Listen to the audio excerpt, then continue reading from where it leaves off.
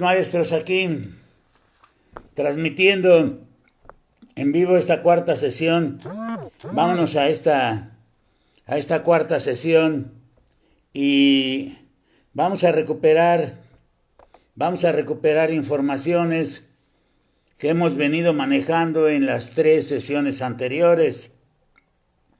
No cuento la sesión de ayer, porque la de ayer fue una sesión de instrucciones, una sesión donde estuvimos haciendo una recapitulación de informaciones y pretendimos dar una serie de ideas sobre lo que es el material que vamos a trabajar, el material que se está trabajando y que tiene que ver con los reactivos que hemos puesto a consideración de ustedes.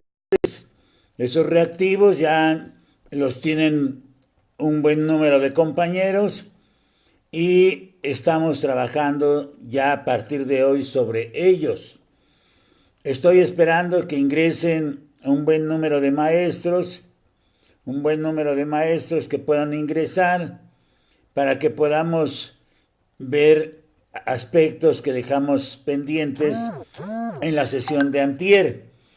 Dijimos que para el día de hoy podríamos abordar algunos aspectos de los conceptos de la evaluación, o sea, la evaluación en el tono de que como un principio pedagógico se apoya en conceptos que han sido generados, porque en las tres sesiones, en las anteriores, hemos tocado aspectos de evaluación y estos aspectos que hemos tocado tienen que ver con el avance del propio concepto desde los 70s, donde hablamos de los tres momentos y comentamos igualmente que para los propios aprendizajes pares como un agregado, aprendizajes clave, perdón, como un agregado, nada más el comentario, también se toman conceptos de los 70s. Son conceptos válidos. Es como el caso de la autoevaluación. Cuando yo trabajo con la autoevaluación, la idea desde el Acuerdo 592 implica que busca que los alumnos conozcan y valoren sus procesos de aprendizaje y sus actuaciones y cuenten con bases para mejorar su desempeño.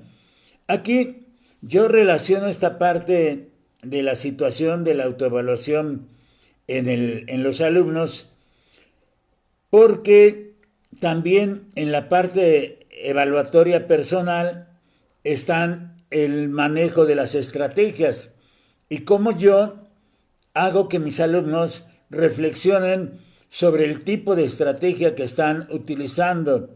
Por ejemplo, en aspectos ya de evaluación personal, yo vería cuestiones de control. O sea, el control es importante también en el trabajo de nuestros alumnos. Y cuando nosotros tratamos de hacer el ejercicio de la autoevaluación o de la evaluación personal, lo que tratamos de ver es cómo fuimos avanzando, cómo se dio el proceso. Por eso, a veces también hago otro tipo de preguntas que tienen que ver con la coevaluación. La coevaluación como un proceso que le permite aprender a valorar los procesos y las actuaciones de sus compañeros con la responsabilidad que se genere.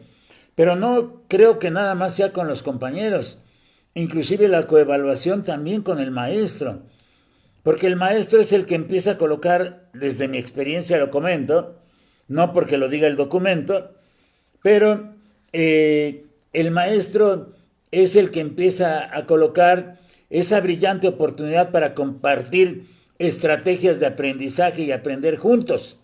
¿Cómo lo hacen? Lo que yo hacía. Yo le preguntaba a mis alumnos, como les pregunto ahorita también cuando voy a trabajar con maestros, ¿cómo sienten que vamos en ese proceso? Esa pregunta me ayuda bastante. ¿Cómo sienten que vamos? ¿Cómo estamos desarrollando el trabajo? ¿Cómo lo estamos haciendo? ¿Se sienten a gusto? ¿Están aprendiendo? ¿Les parece bien? O sea, toda la infinidad de preguntas que yo puedo hacer para generar que en ambos momentos, en la autoevaluación y en la coevaluación, pueda yo brindar a los estudiantes, a mis alumnos, una serie de criterios sobre los cuales, o más bien la serie de criterios que deben aplicarse durante el proceso. Y esto tendría que ir en el sentido de la propia evaluación a observar que tengo que traducirlo en una experiencia de carácter formativo.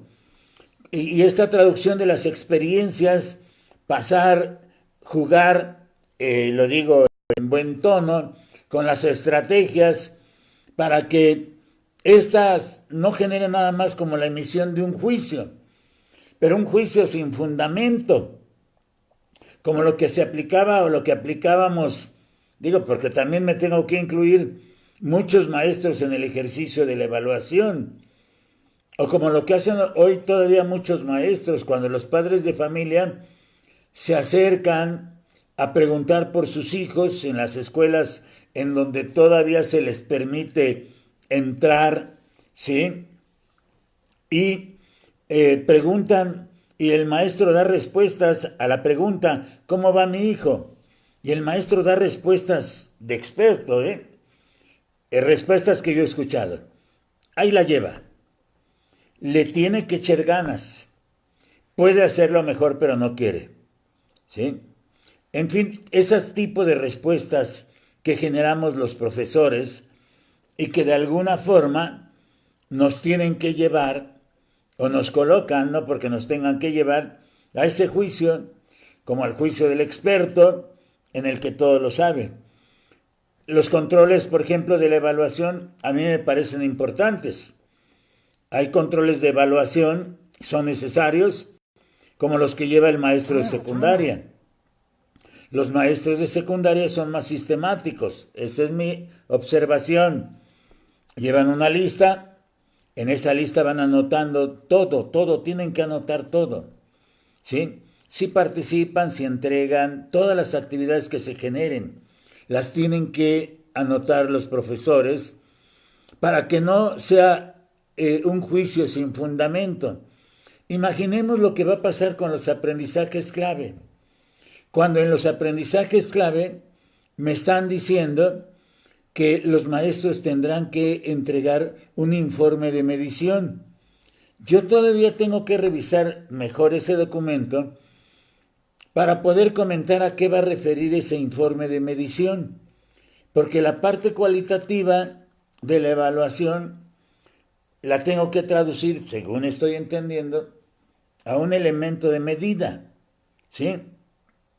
Pero entonces, decía yo 2 días atrás, cómo observo, por ejemplo, cómo observo la evaluación y el seguimiento, o cómo observo, por ejemplo, aprendizajes puntuales, si es que se requieren, que yo creo que sí, o cómo observo procesos de construcción, o cómo observo, por ejemplo, reflexiones sobre el pensamiento crítico y reflexivo, perdón la redundancia.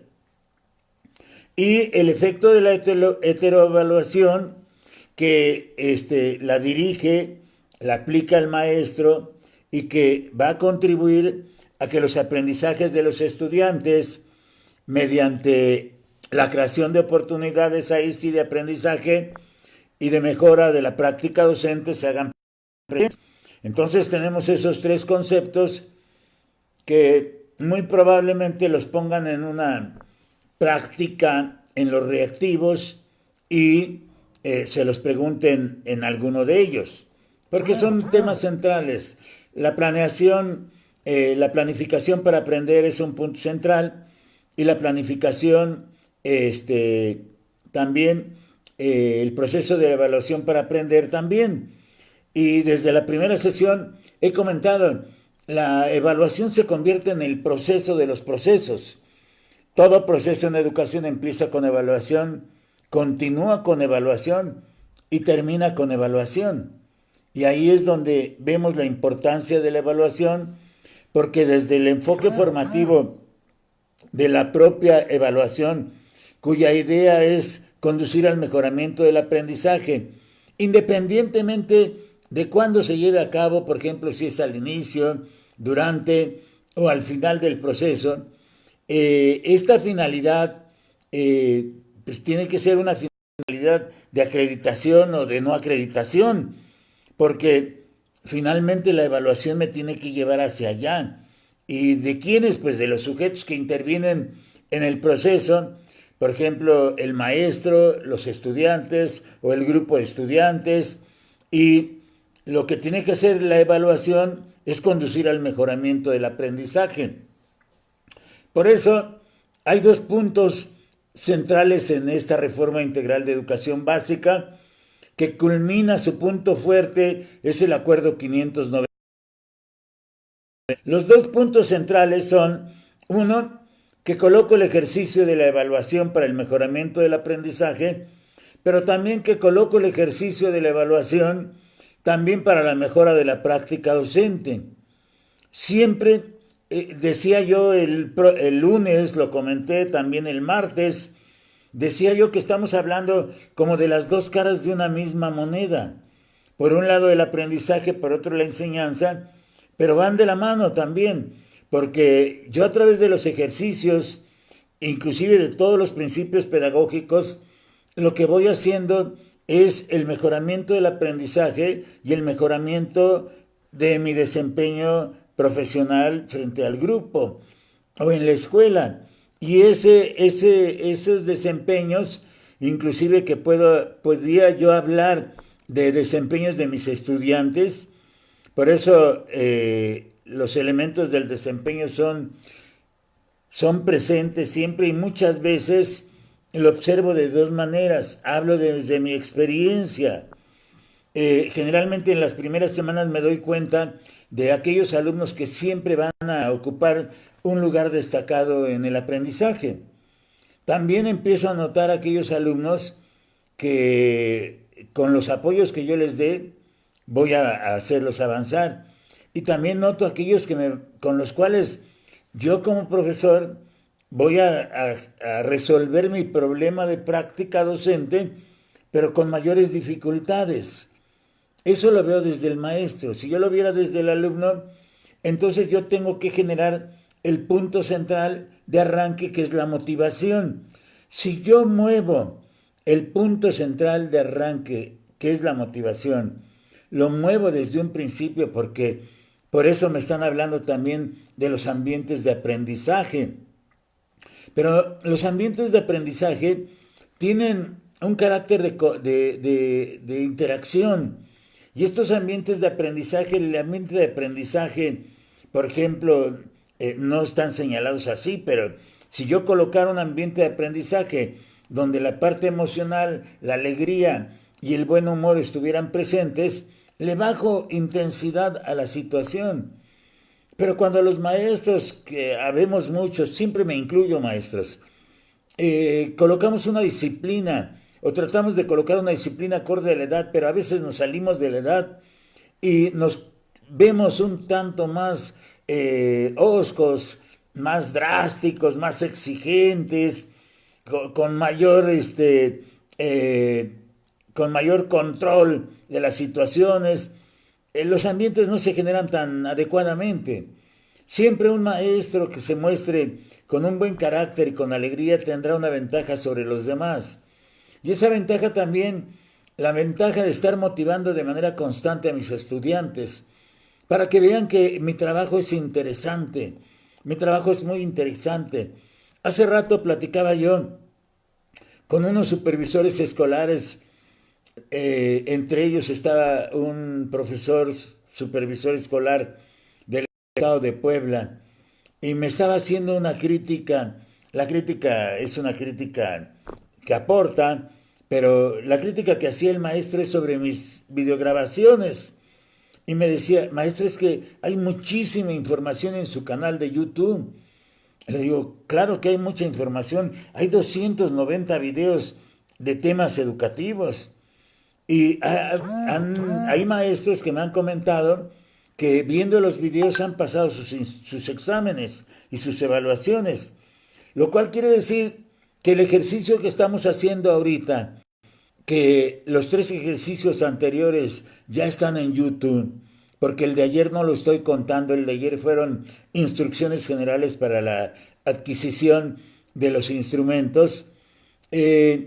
Cuando yo observo esta idea, lo que estoy viendo es que si viendo nada más los videos, sin la intención que he tenido desde el lunes de orientar, de apoyar, viendo los videos pasaban, con este ejercicio, los que van a presentar examen de ingreso, seguro que van a obtener un buen lugar. Ya también tengo aquí mis instrumentos. Tuve que hacer una impresión de los instrumentos que estoy mandando y que ahorita ya me están regresando informaciones de la calidad de los instrumentos, porque supervisores inclusive que están revisando mis instrumentos me están comentando del valor que representan. Por eso el desempeño de la evaluación siempre va en 2 sentidos: mejorar los aprendizajes del estudiante y mejorar los efectos de la práctica docente, el acto de la práctica docente, porque docente es solamente la práctica. Y cuando estos resultados no son los esperados, pues lo que hay que crear son oportunidades de aprendizaje diseñando estrategias que puedan ser diferentes, es decir, estrategias diferenciadas, tutorías. El ejercicio que estoy haciendo es un ejercicio de asesoramiento, no es un ejercicio de preparación para el examen, es un ejercicio de asesoramiento. Y cuando yo trabajo pensando en los resultados, porque finalmente a mí sí me interesan los resultados, no nada más me interesan el propósito, el desarrollo del proceso y hasta ahí. A mí sí me interesan los resultados, porque aunque ustedes no lo quieran creer, cuando hace uno este tipo de ejercicios con maestros, lo que uno se juega es su poco, mucho o mediano prestigio con los maestros. Ahora imaginen, estoy haciendo el ejercicio públicamente. Las videograbaciones están ya en YouTube, pero este es el 4º ejercicio de muchos que he hecho, donde uno empieza también a jugarse su poco, mucho o mediano prestigio en el asesoramiento examen. Por eso el acuerdo 592, desde el punto en que señala que cuando no me están saliendo las cosas como yo he esperado que me salgan, yo tengo que poner en juego una serie de estrategias diferenciadas, hacer un ejercicio de tutoría o dar cualquier otro apoyo de carácter educativo. Ese es el problema que está sucediendo en las actualizaciones y en las capacitaciones a maestros. Lo que sucede es que me han hecho comentarios inclusive sobre la plataforma del CENTE. Yo tengo muchos textos de opiniones, puedo evaluar lo que sucede en redes sociales y en cursos a distancia. Pero si los resultados no se han dado, entonces lo que tenemos que generar son nuevas estrategias. Pero, por ejemplo, cuando mis alumnos mostraban un desempeño que se adelantaba significativamente a lo esperado por su edad o para el grado escolar, esta evaluación más bien ya era como de un carácter normativo, pedagógico, que me permitía determinar si una estrategia de promoción anticipada pudiera ser lo mejor. Yo recuerdo todavía en mi infancia que promovían a niños de un grado a otro sin terminar el primer grado, el grado que cursaban, y que también esto, inclusive desde la reforma integral para la educación básica, se puso en ejercicio, se puso en práctica, y corresponde pues al sistema educativo proveer los elementos para que se pueda potenciar el desempeño sobresaliente del estudiante. Por eso a veces trato de establecer una liga entre lo que fueron las unidades de servicio de atención a la escuela regular y lo que son ahora las UDEIs, ¿sí? Y desde este aspecto, reconocer que así como tenemos niños que tienen distancias entre ellos y los contenidos, o niños que enfrentan barreras para el aprendizaje, también tengo estudiantes que se desempeñan de manera sobresaliente, que son a los primeros que identifico siempre en el ejercicio que yo hago cuando tomo un grupo al principio del año escolar. Tengo años que no atiendo un grupo de primaria de manera formal, pero luego le pido a mis amigos maestros que me permitan ir a trabajar una mañana a sus grupos porque necesito hacer mis ejercicios que he traducido más de 900 veces en instrumentos de evaluación para niños. Y cuando esto sucede, pues me doy cuenta que hay alumnos que están muy por arriba del nivel de la norma general de estudiantes, alumnos sobresalientes, que la reforma integral para la educación básica, así como cualquier programa, deben de encargarse de ellos para que puedan avanzar también.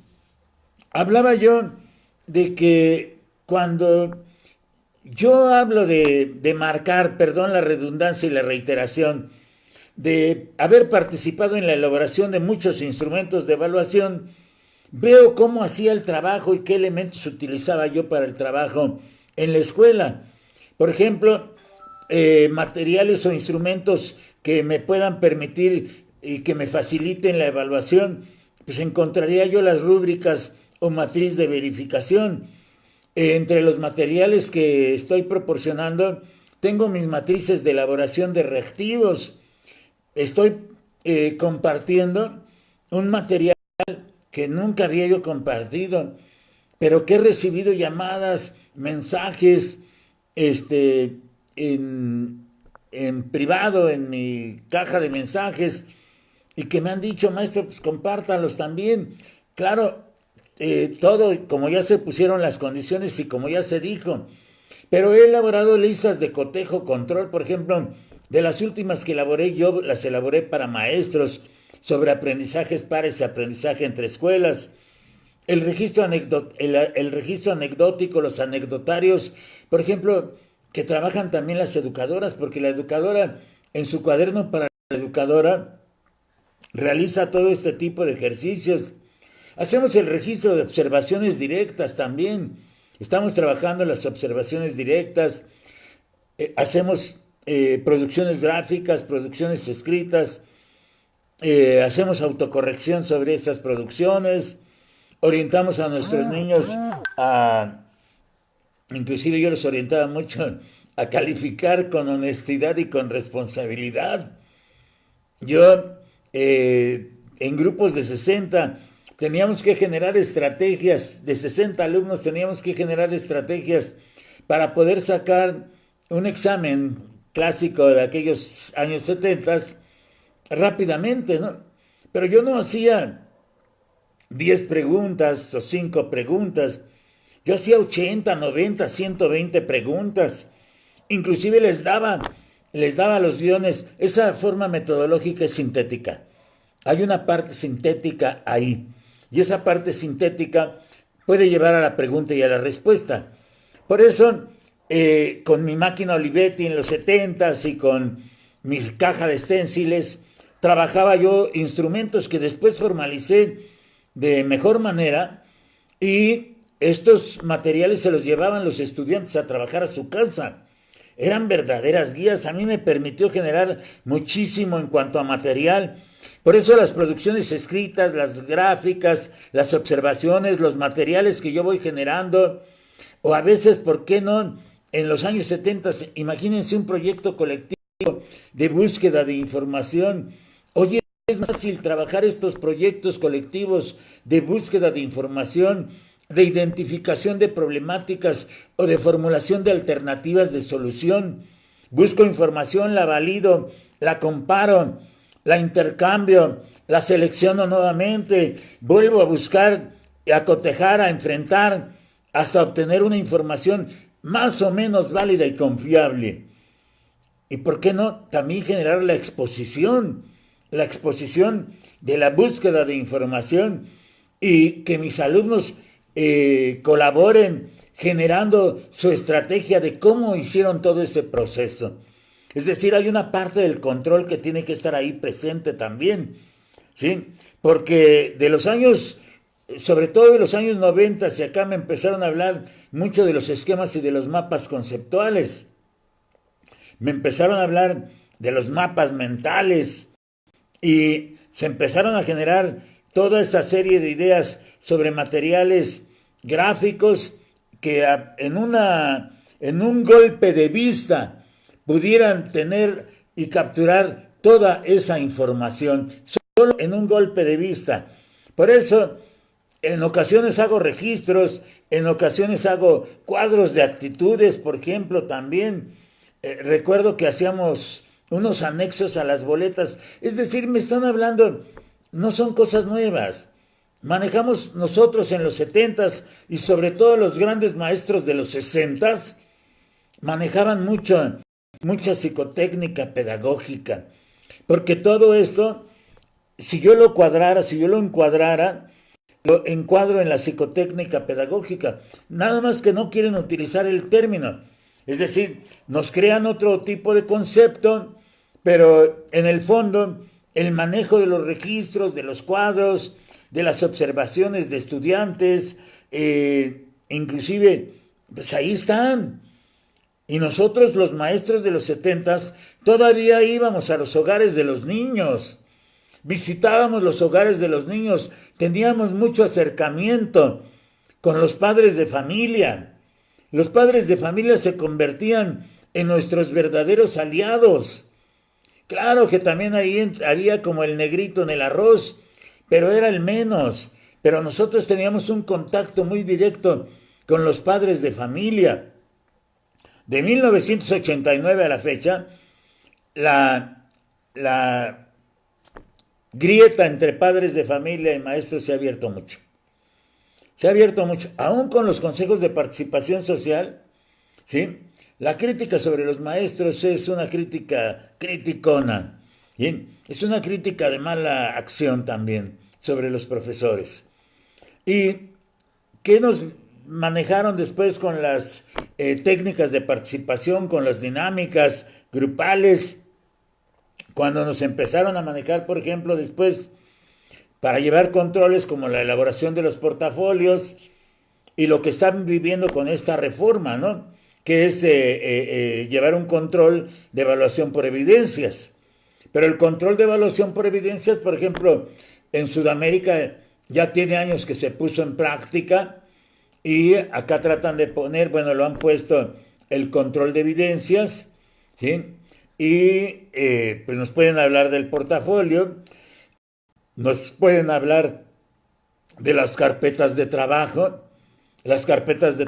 de manera personal. A mí me agrada trabajarlas porque las carpetas de trabajo me permiten, sobre todo que yo trabajo con maestros, me permiten rápidamente mandarlos a una página en la propia carpeta de trabajo. Y si estoy en un curso escolarizados, bueno, no doy cursos escolarizados, pero sí los asesoramientos semiescolarizados. Entonces, llevar también las evidencias. Y pues algo que no se practica, las pruebas escritas, pero que para mí son importantes las pruebas escritas y, ¿por qué no?, hasta las pruebas orales. Las pruebas orales le permiten al maestro observar la forma de expresar del estudiante y le permiten también ver cómo mueve rápidamente su conexión en la memoria para jalar archivos y generar un discurso, como el que hacemos ahorita aquí, cómo generamos este discurso, cómo lo estamos viendo. Y pues nos hablaron inclusive desde la reforma de ese tránsito que se iba a dar de la boleta a la cartilla, de educación básica y la incorporación de los estándares de habilidad. Eso de incorporación de los estándares de habilidad, por ejemplo, como la habilidad lectora, porque se empezaron a hacer propuestas y ajustes durante el ciclo escolar 2011-2012, al principio de 2011, la boleta de evaluación para educación primaria y educación secundaria empezó a incorporar los estándares de la habilidad lectora. Yo platicaba algo relacionado con esto en la sesión 2, no, en la sesión 3. En la sesión 3 platicaba yo algo que puedo relacionar inclusive con las actividades para iniciar bien el día de las juntas del Consejo Técnico de 2013. En las juntas, sobre todo en las primeras que recupera Choaifet, desde las guías que ya empiezan a distribuir a los maestros, desde ahí se imponen las actividades para iniciar bien el día y los estándares de habilidad lectora y sobre todo la aplicación que después iba a ser de pensamiento matemático, pero primero la cuestión lectora se empezó a manejar y se aplicaba ahí en la boleta. Recuerdo que hablé antier de esto porque inclusive hablaba yo de la velocidad de la lectura y cómo se iba planteando, esta situación de la velocidad lectora, que era lo que querían, velocidad o comprensión. Y en la aplicación de la boleta se reconocía la necesidad de realizar registros que permitieran trazar trayectos de atención personalizada. Por eso fue que se llevó a cabo la impresión de una serie de cartillas, parece ser este tipo de boleta, que cómo se empezó generando, y siempre junto a la lectura, junto a la enseñanza del español, apareció desde el proceso de modernización educativa y con mayor fuerza en la reforma integral de la educación básica, la asignatura de lengua indígena. Y desde la asignatura de lengua indígena, hoy, por ejemplo, desde aprendizajes claves me están hablando de lengua materna. ¿Sí? Y igualmente desde el 592 me hablaron de la adquisición de la segunda lengua. Es decir, que hay una lengua materna, pero también una lengua adicional al español. Por ejemplo, en un momento fue el inglés, pero también podemos hablar de una lengua local, ¿sí? Que actúe como su primera lengua, y el manejo de la asignatura de la lengua indígena, por ejemplo, instrumentos que tendrían que elaborarse en lengua materna, pues no se vio porque estandarizaron los exámenes en español, al menos esa es la experiencia que yo tengo, y ahí se fue todo en español.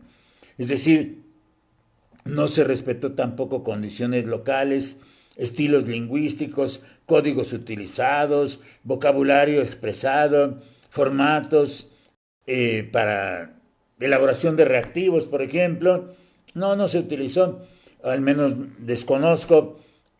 Quiero mostrarme aquí, sí, ignorante, pero ustedes que están en la provincia mexicana y que tienen contacto en la enseñanza contacto con la lengua materna original, en alguna de las lenguas mexicanas, se podrán dar cuenta y podrán decirme si efectivamente se aplicaban los instrumentos en la lengua original. Pero todo esto se manejó dentro de la reforma integral para la educación básica. Estoy viendo, me voy a parar tantito, permítanme,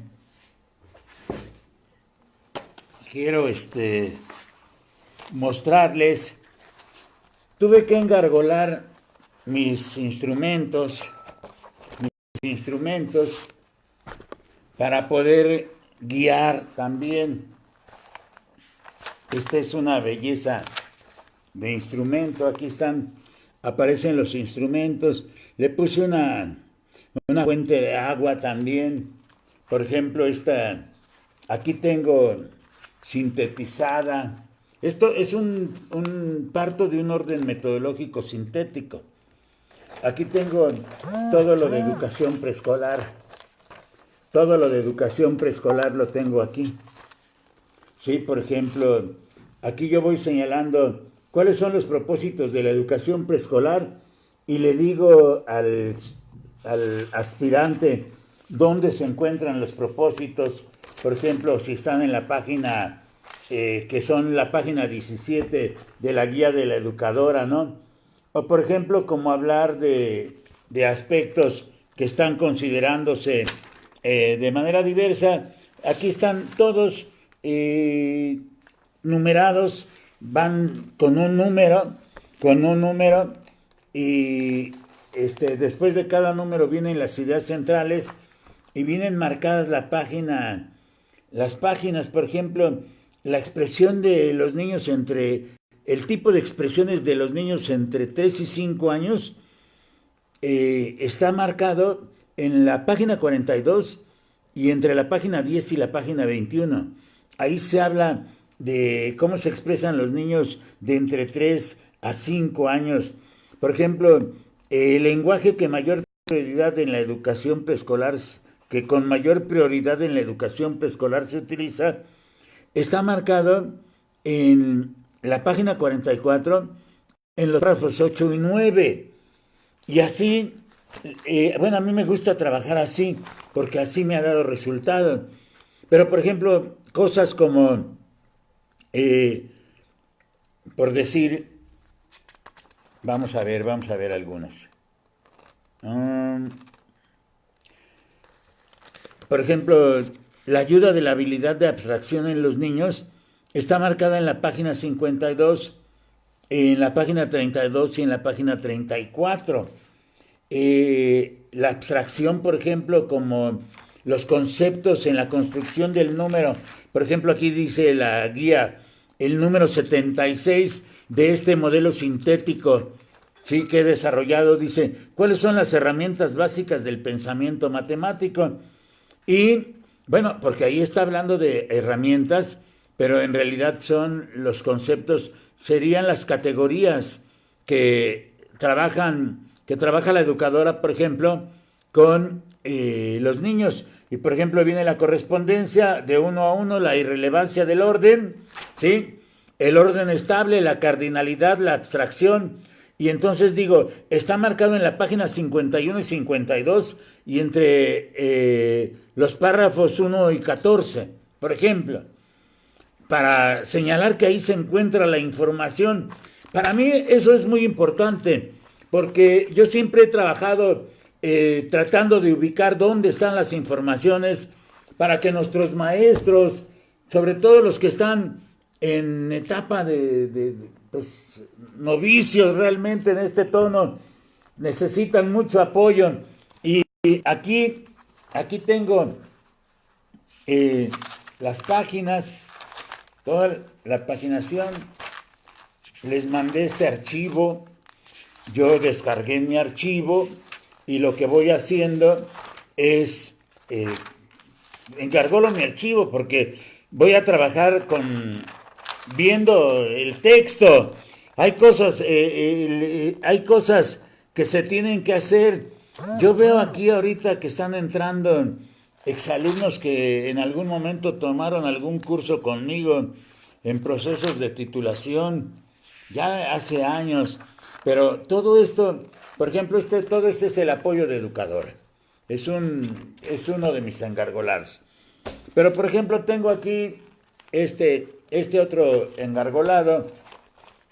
Por ejemplo, aquí aparece para ustedes al revés, pero este es el instrumento 85.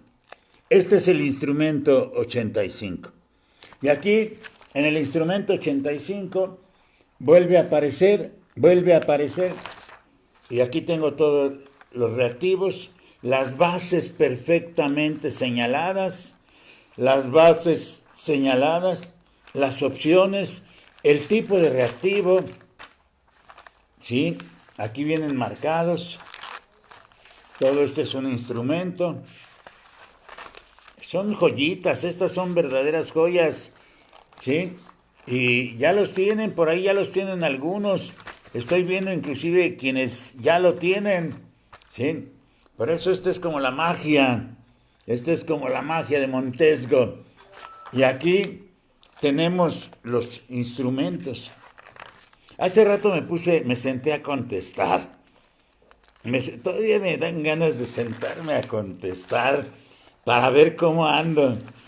Ya, terminó el 85 y acá sigue el instrumento 86.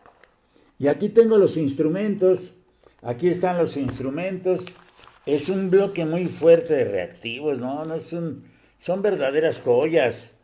Verdaderas joyas. Ahora que no he sacado libros, ¿eh? Bueno, no he sacado libros de reactivos. Estoy esperando cómo se da todo esto de los aprendizajes claves y las reformas. Esta es una joyita, es otro de mis engargolados. Yo todos los puse en color moradito. Me gusta este color. ¿Sí? Y aquí, por ejemplo, aquí están, aparece para ustedes al revés, pero dice, reactivos elaborados por Manuel Quiles Cruz. Este es el instrumento Quiles 50. No les puedo dar todo, no les puedo dar todo. Es mucho material. Es mucho material. No les puedo dar todo. Pero aquí está el archivo, sí, el número 50. El instrumento 50. Este instrumento tiene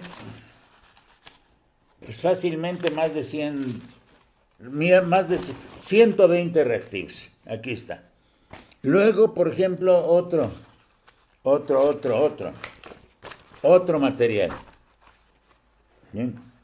Este es una joyita. Este es un cuestionario en marcha sintética también. A mí me gusta mucho la marcha sintética para trabajar. No es nada más como que te ayudo a trabajar o te ayudo a estudiar. Pero, por ejemplo, entre mis asesoradas, quienes me piden luego asesoramiento para orientaciones metodológicas, yo les digo que siempre la marcha sintética es mucho mejor. Pero como los maestros jóvenes hoy no saben de qué les hablo cuando estamos en lo sintético o en lo analítico, pues hay que hacerlo de otra forma. Pero aquí tengo un instrumento muy bueno, muy bueno. Esta empieza, la primera dice, con base en la Declaración Mundial sobre Educación para Todos, la educación básica puede conceptualizarse y después vienen las respuestas. Todos estos reactivos, todos los reactivos son míos. Yo los hice. Y he hecho muchísimos reactivos. Este me gusta porque todavía me vino con algunos errorcitos, pero trataba yo de formularlo. Estoy viendo aquí el instrumento, es que es una chulada de instrumento, de veras, hermosos. ¿A poco ahí está Adriana Orozco? Adriana Orozco desde Montreal, Canadá. Sí, siempre es un placer verla, dice. Fue mi alumna en sexto, Adriana. Adriana Orozco, ¿te acuerdas cuando les aplicaba yo sus exámenes? Que aplicaba yo en los esténciles y tiraba yo en el mimeógrafo. Adriana Orozco, te mando un saludo hasta Montreal. Aquí están los instrumentos. Esta es una joya, es una verdadera joya. ¿Sí? Aquí recupero todas las cuestiones de lo que va a ser después la ruta de mejora, el plan de mejora. No es la ruta, pero la ruta tiene una historia.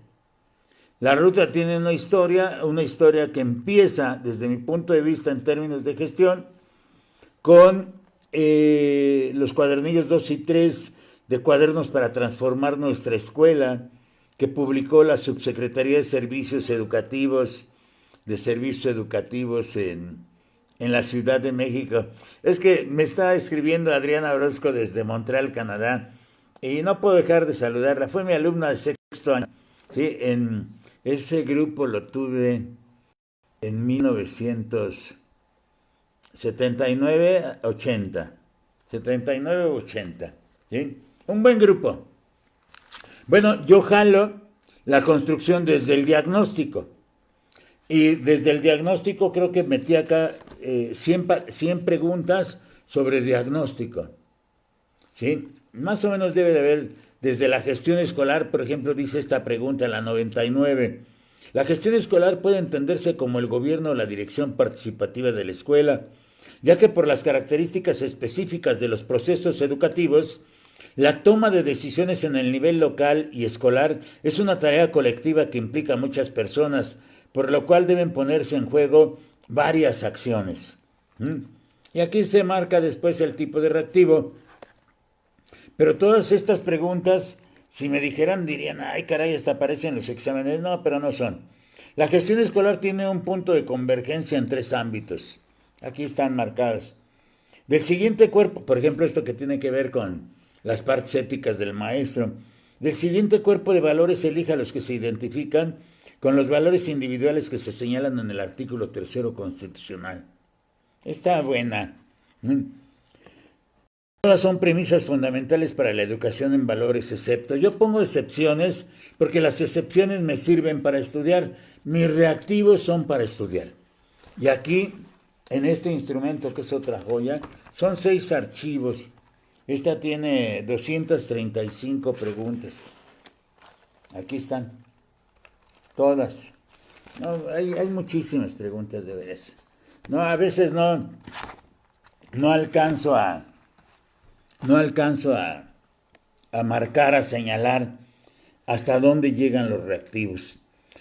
Solamente sobre el proceso de modernización educativa, sobre carrera magisterial, es fácil, aparte de los reactivos que se hicieron con maestros como Jesús Luna Mejía, Ildefonso Bautista Sotelo, Emma del Carmen Rodríguez, Sandra Valdés Nasser, Leopoldo Quiles Cruz, Adriana Guadalupe Islas Trejo, María Guadalupe Peña y su servidor. Aparte de todo lo que se hizo en producción, tenía yo 50,000 reactivos. Y de los temas de la Universidad Pedagógica Nacional, fácil, también tengo como unos 30,000. Y ahorita me tuve que poner a organizar. Por eso decía yo, primero nos organizamos, maestros, y después nos disciplinamos. Voy a trabajar ya mañana con los instrumentos. Ya nada más que me confirmen con cuántos maestros voy a participar. Pero aquí están los profesores que van a presentar su examen de ingreso. Y les voy a pedir que le echen una revisada al acuerdo 532. Yo de manera general voy hacia las cuestiones de la escuela, de la diversidad, de la evaluación pertinente e inclusiva, la valoración, la protección, el desarrollo de las culturas, sus visiones, sus conocimientos del mundo y la parte inclusiva de reducir al máximo la desigualdad de acceso a las oportunidades, que es lo que se planteó en la reforma integral de la educación básica, y la correspondencia del principio de diversidad, donde los maestros tenían que ver todas esas situaciones entre promover entre los estudiantes los conocimientos de la pluralidad social y lingüística, de la cultura que prevalece en nuestro país y en el mundo, y toda la atención a los alumnos con discapacidad. Yo creo que hay preguntas. Voy a hacer yo cada ejercicio que se va presentando en evaluación, porque la evaluación se ha presentado desde 1993, que fue el primer ejercicio en carrera magisterial, fui haciendo una serie de anotaciones y a veces les digo yo a mis alumnos, como les decía yo en sexto a mis alumnos de primaria, miren, estos son los puntos en los que deben de poner atención. Por ejemplo, hace rato refería yo a un punto que necesariamente sí lo tienen que preguntar. siempre tiene que ver con la motivación. Por ejemplo, ese punto de la motivación, ¿no? O, por ejemplo, conceptos que pudieran venir, por ejemplo, vistos desde, eh, no tan históricos, pero por ejemplo, cuando se habla de que se pasa de un enfoque rehabilitativo a un enfoque de necesidades educativas especiales, que se construye una historia de todo esto de la atención a los alumnos con discapacidad o sin discapacidad, pero que se encuentran o que tienen una barrera hacia el aprendizaje o que se encuentran alejados del manejo de los contenidos. Todas estas preguntas se tienen que ver. Es como, por ejemplo, en las dimensiones 4 o 5, ¿no? En la dimensión 4 o 5, por ejemplo, cómo ha sido la participación de los profesores en la ruta de mejora. Pero si yo observara que va a ser un examen único, sea para preescolar, primaria y secundaria, un examen único que contiene los tres niveles, entonces tengo que moverlo de manera diferente. Por eso los reactivos. Porque lo que hago con los reactivos es asegurar, cuidar y proteger. O sea, yo tengo esos tres conceptos y que es lo que yo estoy haciendo con los reactivos. Yo aseguro, cuido y protejo. ¿Para qué? Para que no estén tan en desventaja con el manejo de la información. A muchos, ¿cuál es el problema o cuál fue el problema de muchos directores, por ejemplo, ahora que se presentaron al examen de promoción la semana pasada? O los que se van a presentar este sábado y el próximo domingo en los estados, en estados de la República, donde por diversas situaciones tuvieron días de suspensión. ¿Qué es lo que pasa? El problema es que les gana la lectura y no centran mucho, no centran en los aspectos que tienen que leer. Por ejemplo, como la ruta de mejora, cómo la manejaría un maestro, su participación hacia la ruta de mejora, el conocimiento de los acuerdos 716, 717, 696. Hay videos en mi canal de YouTube, ahí hay muchísimos videos. Esos videos son de 4, de 5 minutos. Aquí las sesiones se han hecho más largas porque llevamos otra idea que ya manejamos desde la primera sesión. Ahora, con los reactivos que yo les acabo de enseñar y que ya tienen algunos de ustedes, yo toda esta idea de poder apoyar, pues nace porque tengo muchísima información. Y esa información hay que compartirla también, porque así como se habla desde la reforma integral de que hay niños con discapacidad o en desventaja, también hay alumnos, como decía yo hace rato, con aptitudes sobresalientes y así también hay aspirantes al servicio profesional docente que algunos tienen mayores dificultades para procesar informaciones y otros tienen un cúmulo de aptitudes bastante fuertes, sólidas, yo decía que agresivamente hábiles, porque les permite resolver problemáticas y que pues pudiera ser más fácil enfrentar un examen. Pero también tenemos diversos tipos de maestros. Tenemos el machetero, el maestro machetero. Hay maestros que son muy disciplinados. Hay maestros que son muy disciplinados y que toman toda esa información. Imagínense cuando les lleguen los reactivos, si tienen esa facilidad. Pero vamos a pensar que están en desventaja. Pero les llegan los reactivos. Pues les da un jalón, les levanta inmediatamente. Porque no es lo mismo llegar al examen, maestros, vuelvo a repetir lo que dije en la primera sesión. No es lo mismo llegar al examen sin contestar reactivos que contestando reactivos. Y no es lo mismo contestar reactivos que hacer una sesión para reflexionarlos aquí.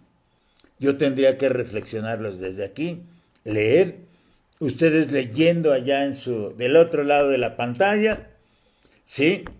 Y yo comentándoles cómo veo el reactivo. Eso es fabuloso trabajarlo, porque cuando se trabaja así, se avanza rápidamente. Yo muchas veces en ejercicios como este, con un solo reactivo, me llevaba 3 horas analizándolo y dando informaciones y jalando informaciones diversas y variadísimas informaciones. Por eso necesitamos, bueno, los que gusten, ahí están los reactivos ya a disposición. Tienen el celular 55 84 84, no, 55 34 84 84 07, ¿sí? Y a los maestros supervisores con los que platiqué hoy en la tarde, les agradezco su atención, y a los maestros para dar oportunidad a que mañana cuenten con los reactivos. Vamos a cortar la sesión ahorita, cumpliendo ya 1 hora. Este video de todos modos se sube a la plataforma y desde ahí lo podrán ver. Compartan estos videos, maestros, ayúdenme para que otros maestros se enteren. Los cursos son así. Al final se quedan los que se tienen que quedar, ¿sí? No es ni antes, no es después, es en el momento en que tienen que llegar. Y pues ya están ahí los reactivos, verdaderas joyas. Yo ya hasta los engargolé. Aquí están mis engargolados. Todos de un mismo color. Aquí está ya todo mi material listo para trabajar el día de mañana, maestros. Soy Manuel Quiles Cruz. Comentarios, hagan ahí comentarios, maestros, también para saber, hagan algún comentario, cómo están viendo el trabajo, sobre todo los interesados. Los visitantes aquí también son bienvenidos, pero agradezco a Norma Ramírez el comentario. Norma Ramírez está en Educación Especial en Cuautitlán, ¿verdad? Creo que allá, Norma, en Cuautitlán. Y la semana pasada estuve en la zona 9 de educación preescolar en La Presa, en el Estado de México. Y así estamos aceptando las invitaciones para ir a sus estados, para ir a sus comunidades. Tengo invitaciones para Michoacán, Lázaro Cárdenas. Tengo otras invitaciones que vamos a ir afinando. Soy su servidor, maestros, Manuel Quiles Cruz. Muy buenas noches. Hasta luego, maestros. Gracias por su atención.